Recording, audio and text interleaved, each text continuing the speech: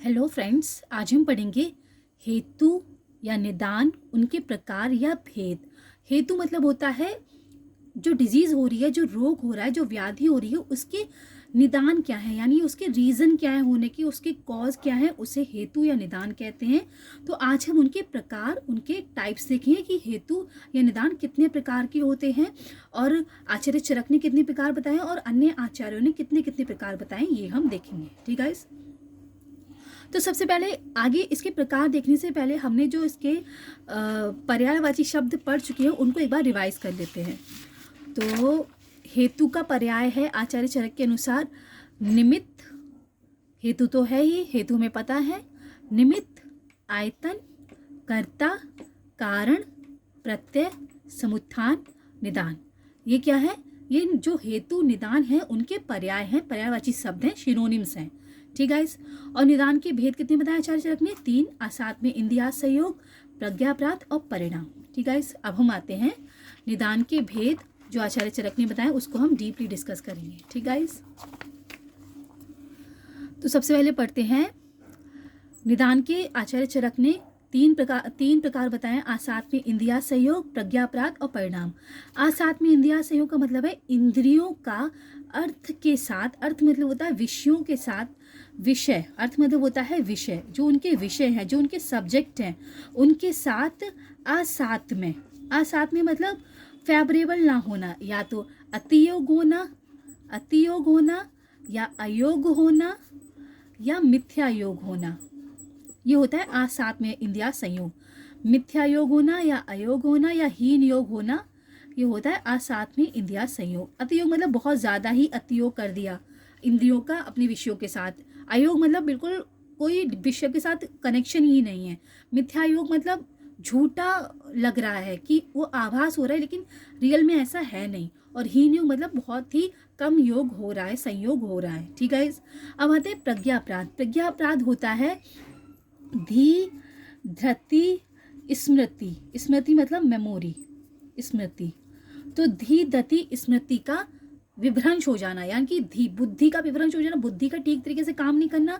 धृति मतलब धारण शक्ति, किसी भी चीज़ को माइंड में रिटेंशन नहीं कर पाना, माइंड में रिटेन नहीं कर पाना। और स्मृति मतलब मेमोरी, मेमोरी मतलब उसको याद नहीं कर पाना, हमने क्या पढ़ा है उसको दोबारा से याद नहीं कर पाना। नॉर्मली नहीं, बहुत ही ज़्यादा क्रिटिकल हो कि हम याद ही नहीं कर पा रहे, कुछ भी पढ़े वो हमें याद ही नहीं हो रहा है। तो ये होता है धी, धति, स्मृति का विभ्रंश, उसे कहते हैं प्रज्ञा अपराध। ठीक है। और परिणाम मतलब होता है काल। काल मतलब ऋतु काल, आवस्थिक काल। ऋतु काल जैसे बसंत ऋतु है, ग्रीष्म ऋतु है, वर्षा ऋतु है, इसमें पर्टिकुलरली जो डिजीज होती है, जैसे शीत ऋतु होती है, हेमंत और शिशिर होती है, उसमें जो पतिशाय यानी कि जुकाम खांसी होती है वो उसी काल की वजह से हो रही है, शीत ऋतु की वजह से हो रही है, तो वो परिणाम है, काल है, उसका योग होना। तो ऐसे ही जो रोग होते हैं उनके 3 हेतु हैं, 3 प्रकार के आचार्य चरक ने बताए। आसात में इंद्रिया संयोग, प्रज्ञाप्रात और परिणाम। ठीक है। अब हम देखेंगे अन्य आचार्य के अनुसार। तो अन्य आचार्य के अनुसार 4 प्रकार के हेतु माने गए हैं: सन्निकृष्ट निदान, विप्रकृष्ट निदान, व्यभिचारी निदान और प्राधानिक निदान। सन्निकृष्ट हेतु, विप्रकृष्ट हेतु, व्यभिचारी हेतु, प्राधानिक हेतु। ठीक है। तो सन्निकृष्ट हेतु क्या होता है? सन्निकृष्ट हेतु होता है समीप वाला, नजदीक का, पास का। मतलब जो व्याधि उत्पन्न हुई है और जो प्रकोपक कारणों का सेवन किया है उनमें ज़्यादा टाइम गैप नहीं है। जैसे ज़्यादा से ज़्यादा बहुत कम टाइम गैप है, जैसे 4 घंटे, 2 घंटे या 3 घंटे या फिर 1 दिन, ये ज़्यादा गैप नहीं है। विप्रकृष्ट निदान जिसमें प्रकोपक कारणों का सेवन, जो व्याधि के रीजन है उनका सेवन किया है और जो व्याधि उत्पन्न हुई है उसमें बहुत दूर है। जैसे ऋतु, एक ऋतु हेमंत काल में शीत ऋतु का शीत आहार विहार का सेवन किया है और कफ का प्रकोप कब हो रहा है? बसंत ऋतु में।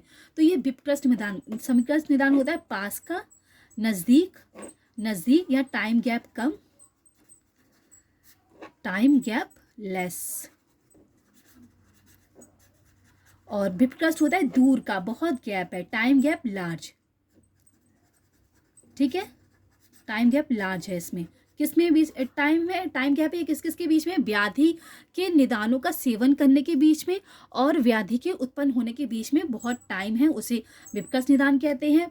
कम टाइम है तो उसे सन्निकस निदान कहते हैं। और व्यभिचारी क्या होता है, व्यभिचारी मतलब होता है कमजोर कारक, यानी कि वीक निदान, कमजोर है, वीक रीजन है, मतलब व्याधि को उत्पन्न बहुत देर में करेगा, बहुत अल्प दोषों का प्रकोप हुआ है, बहुत ही वीक है वो, व्याधि उत्पन्न करने में इतना स्ट्रांग नहीं है, उसे कहते हैं व्यभिचारी निदान। फिर है प्रधानिक निदान। प्रधानिक निदान है कि श्रेष्ठ निदान है, मतलब बहुत स्ट्रांग रीजन है व्याधि को उत्पन्न करने का। ठीक है, अब हम इनको डीपली देखेंगे। सन्निकृष्ट निदान, प्रकोपक कारणों के सेवन से सद्या व्याधियों की उत्पत्ति होती है। अभी हमने क्या पढ़ा था कि सन्निकृष्ट निदान कैसा है, पास का, नजदीक का, टाइम गैप लेस। तो सद्या कह रहे हैं तुरंत व्याधियों की उत्पत्ति होती है प्रकोपक कारणों का सेवन करने से, ऐसे आहार विहार यानी कि ऐसे फूड इनटेक करने से, ऐसे डेली एक्टिविटीज करने से जो व्याधि है वो सद्या उत्पन्न हो रही है, वो होती है सन्निकृष्ट निदान, पास का निदान, नजदीक का, टाइम गैप लेस। विपकृष्ट निदान, विपकृष्ट निदान मतलब दूर का निदान, हेमंत ऋतु में संचित का वसंत में कफजन्य रोग उत्पन्न करता है।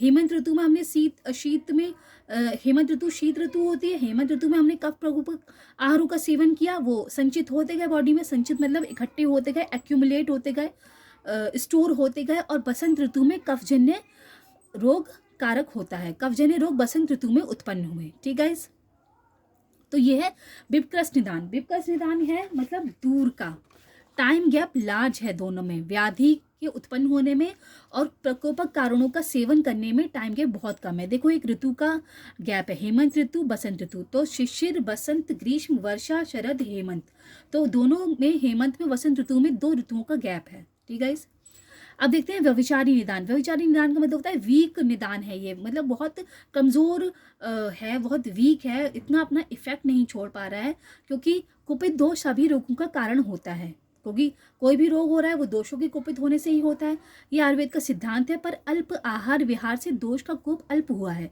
अल्प आहार विहार किया है दोषों के प्रकोप कारणों का, और दोष का प्रकोप अल्प हुआ है, तो वह दुर्बलता के कारण रोग उत्पन्न करने में असमर्थ होता है, रोग उत्पन्न नहीं कर पाता है, कि रोग को उत्पन्न करने में असमर्थ होता है। ऐसी दशा में सिद्धांत का विचार होने से इस प्रकार के कारण को व्यभिचारी कारण माना जाता है, मतलब रोग उत्पन्न करने में समर्थ नहीं है, असमर्थ है। ठीक है, फिर देखेंगे प्रधानिक निदान। प्रधानिक निदान होता है विष अर्थात विष सेवन से सभी की मृत्यु होती है, अतः ये प्रधानिक कारण माना गया है। तो प्रधानिक मतलब श्रेष्ठ निदान है, स्ट्रॉन्ग, पावरफुल है, स्ट्रॉन्ग है निदान, ये पावरफुल निदान है।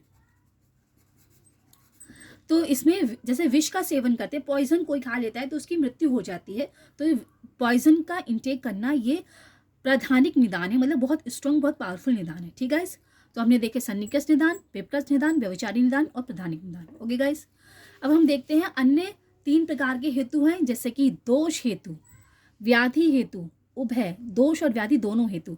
तो दोष हेतु क्या होते हैं, जैसे कि दोष रक्त रोग का हेतु होता है, रक्त दोष होता है, वात पित्त कफ रक्त दोष होता है जो आचार्य सुश्रुत ने माना है, तो रक्त दोष से रोग का हेतु होता है, तो ये दोष हेतु है। फिर व्याधि हेतु मृतिका भक्षण जन्य पांडु होता है, मृतिका भक्षण जन्य पांडु, तो मृतिका भक्षण जन्य पांडु जो होता है उसमें मिट्टी के सेवन करने से पांडु रोग होता है, तो ये कौन सा हेतु है, व्याधि, क्योंकि मिट्टी के सेवन करने से पांडु उत्पन्न हो रहा है, तो ये व्याधि हेतु है। फिर उभय हेतु, दोष एवं व्याधि हेतु दोनों संयुक्त होता है, दोष हेतु भी इन्वॉल्व होता है, व्याधि हेतु भी इन्वॉल्व होता है, उसे उभय हेतु कहते हैं। ठीक है, अब हम दूसरा जो 2 प्रकार के हेतु हैं उनको देख रहे हैं, तो कौन कौन से हैं, उत्पादक हेतु, व्यंजक हेतु। तो उत्पादक हेतु कैसे कौन से, वो देखते हैं। जैसे हेमंत में मधुर रस का सेवन कफ का उत्पादक है, हेमंत ऋतु चल रही है, शीत ऋतु है, उसमें हम मधुर रस का सेवन कर रहे हैं, ठीक है, तो उससे कफ उत्पन्न होगा, कफ को उत्पन्न कर रहा है, यानी कि कफ को फॉर्म कर रहा है, कफ को ओरिजिनेट कर रहा है, उसका फॉर्मेशन कर रहा है, तो उत्पादक हेतु। हेमंत ऋतु में मधुर रस का सेवन कफ का उत्पादक है, अगर हेमंत ऋतु में मधुर रस का सेवन करें तभी कफ का उत्पन्न होगा, अगर वर्षा ऋतु में कफ का सेवन कर रहे, मधुर रस का सेवन करें तो कफ का उत्पादक नहीं होगा, अगर ग्रीष्म ऋतु में मधुर रस का सेवन करें तो कफ का इतना उत्पादक नहीं होगा, तो उत्पादक कौन है, हेमंत ऋतु, तो ये उत्पादक हेतु है। ठीक है, फिर है व्यंजक हेतु। व्यंजक हेतु मतलब एक्सप्रेसिव, एक्सप्रेस कर रहा है, ऐसा हेतु जो एक्सप्रेस कर रहा है, जैसे कि संचित कफ का व्यंजक वसंत ऋतु में सूर्य का ताप होता है, हेमंत ऋतु में कफ संचित होता है, बसंत ऋतु में वो एक्सप्रेस होता है, मतलब सूर्य के ताप से, हीट से वो पिघल जाता है कफ और वो एक्सप्रेस करता है खुद को। तो व्यंजक हेतु मतलब एक्सप्रेसिव, एक्सप्रेशंस हो रहे हैं, इससे एक्सप्रेसिव है, ठीक है। और उत्पादक मतलब फॉर्मेशन, फॉर्म कर रहा है। तो हेमंत ऋतु में मधुर रस का सेवन करेंगे तो कफ का उत्पन्न होगा, लेकिन ग्रीष्म ऋतु में मधुर रस का सेवन करेंगे तो कफ का उत्पन्न इतना नहीं होगा, लेकिन हेमंत ऋतु में अगर मधुर रस का सेवन किया तो कफ का उत्पादक है। तो उत्पादक हेतु व्यंजक मतलब एक्सप्रेशन, एक्सप्रेस कर रहा है खुद को, व्यंजक कर रहा है, वो सूर्य के ताप से वसंत ऋतु में कफ पिघल रहा है तो वो एक्सप्रेशन, व्यंजक हेतु। ठीक गाइस, अब हम पढ़ेंगे दो हेतु के प्रकार और हैं, अन्य दो प्रकार के हेतु हैं, बाह्य हेतु और आभ्यंतर हेतु। बाह्य मतलब एक्सटर्नल फैक्टर के और आभ्यंतर मतलब इंटरनल फैक्टर। ठीक गाइस, तो अभी हम इसको देखेंगे। तो बाह्य हेतु जैसे आहार, आचार, काल, दोषों का प्रकोपक होता है, मतलब बाहर भी बाह्य हेतु में कौन कौन से आते हैं, फूड बाह्य हेतु है, बॉडी का पार्ट तो नहीं है, फूड बाहर से लेते हैं।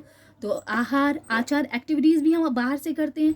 काल, जो ऋतु काल चल रहा है, जो दिन का कौन सा काल है, ये भी एक्सटर्नल फैक्टर्स हैं। दोषों का प्रकोपक होता है, तो आहार, आचार, काल दोषों का प्रकोपक होता है, तो ये बाह्य हेतु हैं। आहार, आचार और काल ये बाह्य हेतु हैं, एक्सटर्नल फैक्टर्स हैं। आभ्यंतर हेतु क्या होते हैं, आभ्यंतर हेतु होते हैं दोष, वात, पित्त, कफ और दूष्य। दूष्य होती हैं धातुएं, रस, रक्त, मांस, मेद, अस्थि, मज्जा, शुक्र, ये 7 धातुएं हैं। तो ये विकृति रोगों में हेतु होती हैं, तो ये आभ्यंतर हेतु हैं। दोष, वात, पित्त, कफ और रस, रक्त, मांस, मेद, अस्थि, मज्जा, शुक्र, ये 7 धातुएं हैं, ये विकृति रोग में हेतु हैं, ये आभ्यंतर हेतु होते हैं। ठीक है, तो इस प्रकार अनेक हेतु होते हैं भी। चरक ने 3 हेतु ही माने। चरक ने कौन कौन से हेतु माने हैं, चरक ने 3 हेतु माने, साथ में इंद्रिया संयोग, प्रज्ञापराध और परिणाम। ठीक है, और क्योंकि इन तीनों में ही अंदर ही सबका समावेश हो जाता है चरक के अनुसार। ठीक है, तो हमने बाह्य और आभ्यंतर हेतु देखे और अन्य 2 प्रकार के उत्पादक और व्यंजक हेतु देखे, दोष हेतु, व्याधि हेतु, उभय हेतु देखे, और सन्निकृष्ट निदान, विकृष्ट निदान, व्यभिचारी निदान देखा, प्रधानी निदान देखा, और आचार्य चरक के अनुसार आसात में इंद्रिया संयोग, प्रज्ञापाद और परिणाम देखा। तो गाइस, ये थे हेतु के प्रकार जो कि चरक संहिता के अध्याय नंबर 1 में वर्णित है। Thank you guys, have a nice day. जय हिंद, जय भारत।